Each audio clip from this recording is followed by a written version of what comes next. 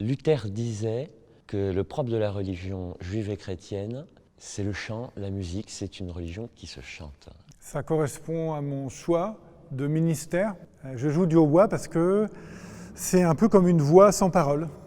C'est un peu le cri de l'âme. En tout cas, c'est comme ça que je comprends cet instrument. Et j'ai toujours voulu jouer du hautbois en pensant aux cantates de Bach, justement. Parce que c'est la mise en musique de la Bible. Alors ça, c'est le rêve de la prédication. Et Luther nous a donné vraiment cette intuition d'une musique au service d'une parole qui puisse dépasser un peu les limites même des églises, parce qu'on voit bien que Bach, tout le monde le joue dans le monde entier.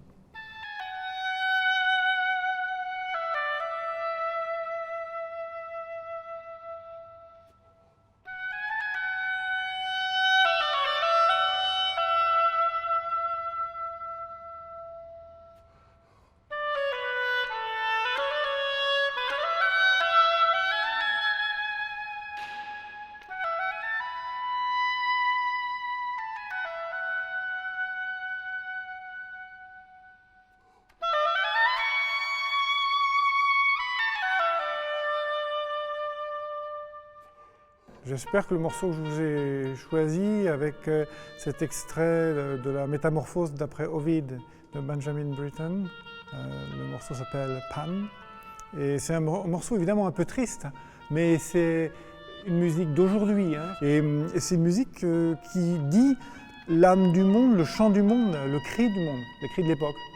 Bon, c'est ce que j'entends dans cette musique en tout cas.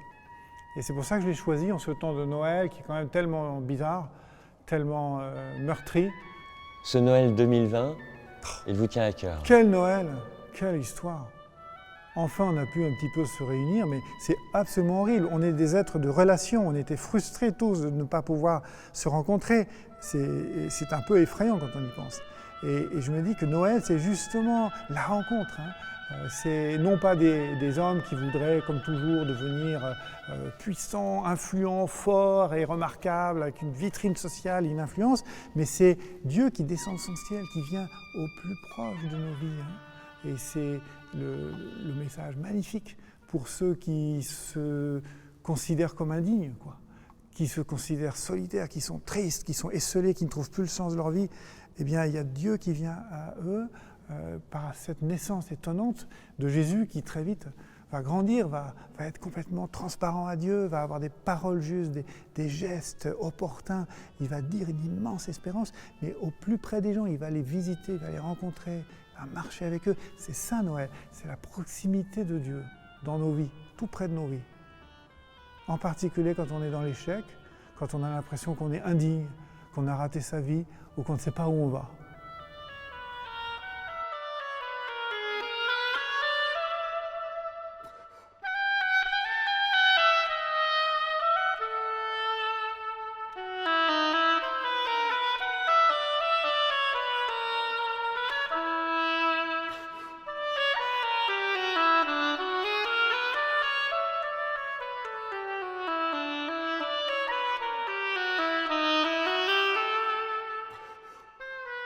Je pense que la musique nous aide à faire silence et en même temps elle nous aide à nous relaxer, à écouter notre intuition, à nous redécouvrir nous-mêmes, à nous écouter nous-mêmes et à retrouver dans ce calme inattendu une direction. L'important c'est pas notre vitesse, l'important c'est notre direction. Vers quoi on va, quel est le sens de nos actes. Et justement cette musique, elle dit ce trouble intérieur. Je repense à cette nuit, là j'étais réveillé par, il était 3 heures du matin, en plein silence vous savez, du couvre-feu. Il y avait une femme qui marchait avec un sifflet, et qui sifflait, dans le silence immense de la ville. Et un autre gars, 2 heures avant, qui hurlait toujours la même incantation non formulée. Et puis il y avait un autre gars qui, par la fenêtre, lui disait « Ta gueule !»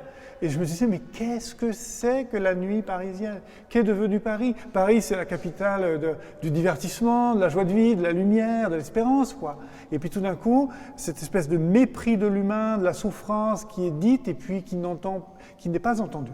Il faut beaucoup de silence, beaucoup de temps pour que l'on trouve les conditions d'une confiance, d'une connivence, pour que les gens peut-être arrivent à accéder à quelques paroles, hein, poser des mots, trouver des mots sur l'indicible. Voilà.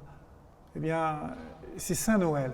C'est dans notre trouble, nous voulons nous laisser rejoindre par une parole d'évangile. Et vous avez parlé de Luther, justement. Il nous apprenait cette parole d'évangile au cœur de notre vie. Parce que n'empêche que le Magnificat de Bach, c'était à la fois un événement pour les paroisses, et en même temps, c'était devenu soudain un événement culturel incroyable. Leipzig, tout le monde en parlait du Magnificat de Bach. C'était le rendez-vous culturel. Alors ce pacte de la culture et de la foi, je trouve qu'il est exemplaire avec Luther, pour répondre à votre question.